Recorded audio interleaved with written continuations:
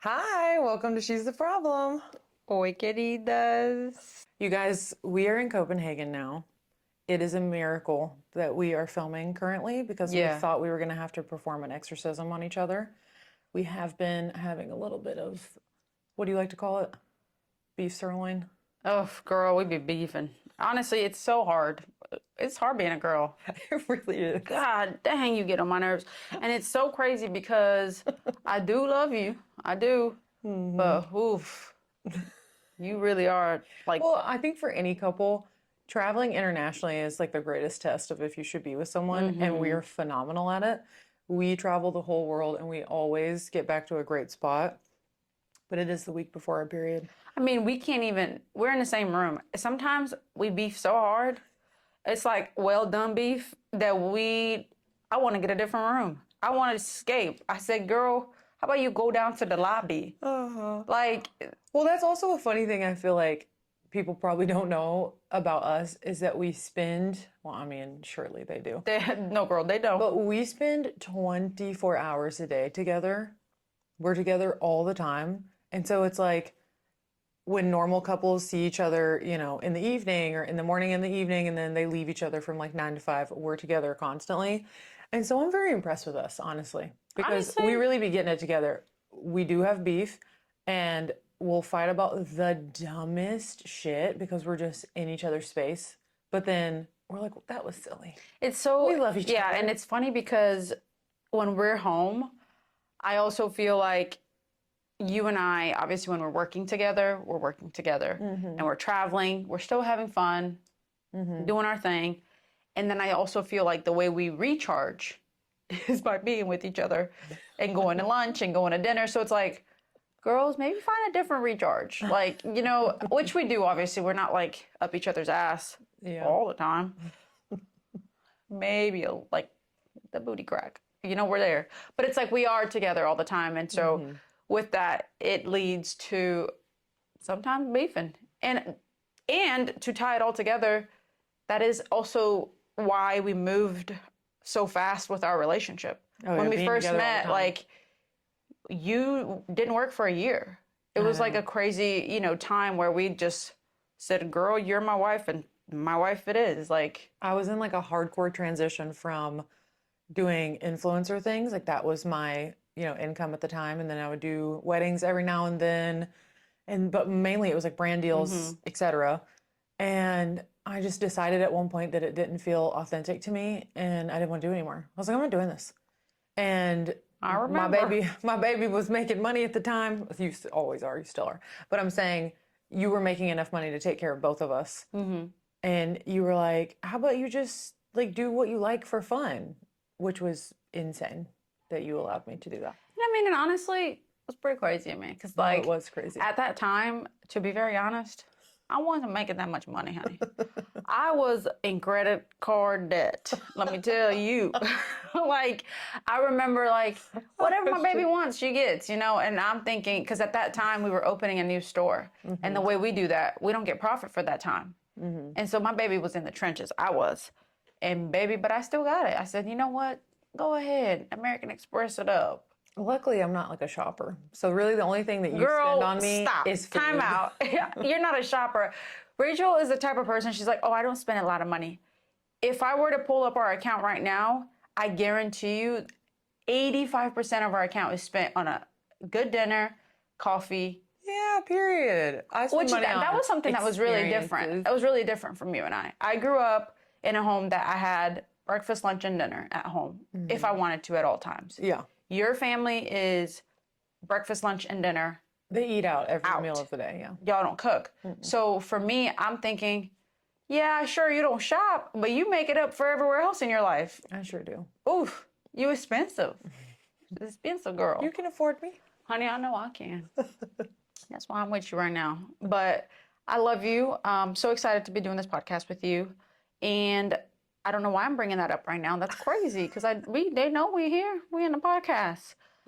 Tell me your favorite memory about when we first met.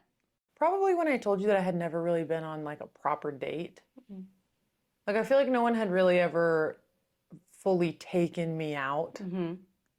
like picked you up at your house, came to the door, had flowers, like a whole thing. And whenever I told you that, we were sitting on the couch at our house, our old house, and you said, "Hold on, what?" And I was like, "Yeah." I was like, I mean, I've like gone on dates, but I've never gone like a proper, formal date, like taken out to dinner and you paid for dinner and whatever. And you got up off the couch and you said, "Get ready, and I'm gonna be back in 15 minutes, and you come to the door when I knock." And I was like, "Oh, okay." And then you literally left. You drove down the road. I don't know if you just did a U-turn and came back. No, I went to Walgreens. And then you came back and knocked on the door. And I came to the door and you had a sign and it said, "Marry me." What did it say? "Marry me forever, marry me." I think it was Marry Me Forever, and then there was a little number 3. Yes, you said, "Marry me forever." And you had flowers and you took me to dinner. We went to like And a I little had cocktail bar. the ugliest outfit on, girl. My outfits were We should trash. talk about that. We've recently gone down the rabbit hole of looking at old photos and videos of ourselves. And I don't know what in God's name was going on. First of all, I think we both gained about 60 pounds when we met. Chubby, chubby. I don't Two know. by four. I don't know what Chubsters. happened. We blew up. Our hearts blew up. Literally. Our bodies blew up. We were just having a blast, I think. We were sad. We were having a blast at the same time. We were going through some shit. I had never ate out that much in my life, so I think that's what made me gain so much weight. I'd never been an appetizer girl. I've never been like, Oh, yeah. I mean, I'm not kidding. I was a chicken finger and fries girl. That was my to-go-to. I really expanded your You horizon. expanded me in many ways, baby girl. Yeah. And so for me, it was just like new but also my outfits. Oh, honestly, Our outfits are we could do a whole thing outrageous. about it because I was bad. I was down bad. I was down really bad. And honestly, you saw potential in me because, oof. No, you were the hottest thing I'd ever seen then and now. But it's like so funny to me, the stuff that we wore. I don't even know what? comprehend. Like going back to like the memory, like you have that memory of like what's your favorite. I remember the first time I knew you loved me or that you wanted to be with me. And it was us in Chicago. And I remember I was on the phone. This is our first time sharing a hotel together, which is crazy because that was like, By a snowstorm. yeah. Again. Which that's how we also met. how we met. Was being stuck in Nashville, you being stuck in Nashville at that one dude's house, then coming to me, got left over. No, you guys, I was supposed to stay the night at this man's house for one night on Valentine's Day, just for fun. Boo. And then I was supposed to go to the airport the next day. And I got stuck because some crazy ass snowstorm got me locked into this house for 5 days. And it's just like being in someone else's space I just wanted to go my own bed. I wanted to be What was that song? I want to go my own way. Literally. I was so uncomfortable. I was just like, oh my God, I need to leave. I'm going to go sleep outside, I think. And I grew up in Kentucky, which is an hour from there. So no one could even pick me up. I only had one friend there. She had COVID. I mean, I was stuck at this house. And then on the fifth day, I finally saw this girl that we were mutuals with posted that she had 4-wheel drive. And she was like, "Oh, I'm driving around the snow if anyone needs help." I said, me needs help. Me help. Come get me immediately. And then she said, "If you just get dropped off here, then, whatever, I can take you to the airport." So then the man proceeded to take me to her house and his car slid into the ditch. And I had to push it nothing was out. easy. It was hard. I pushed it out of the ditch. You did. That's probably why I tore my rotator cuff. That's why you shouldn't have been in that man's house. If he can't get you off the ditch, baby, what are you doing? No, it was terrible. And then finally, so obviously that wasn't fun. Whenever I got in her house, I was like, I need a drink. I need to let loose. I don't know how anything was open because it was locked down, the whole city. The highways were shut down. It was crazy. And somehow she said, "Oh, we can go to my friend's house and then we'll go to this cocktail lounge after we get dinner." I was like, "Oh, cool." And guess who the friend was? Also, mind you, this girl was not a friend of mine. It was like a mutual that I had taken pictures of one time. I met her one time. So it was very wild that I was at her house. And it was wild that you were her friend. And as soon as I saw this spicy little thing, she opened the door and she had a bra on and pants. And she was, I don't know, what are you, brushing your teeth, brushing your hair, or something? Anyways, I don't know. she opens the door and she looks at me and she smiles. And I said, "Oh, they don't make these in Kentucky, baby." You said, "I need one for me." you said, "Oi." I said, "Oh, who is you?"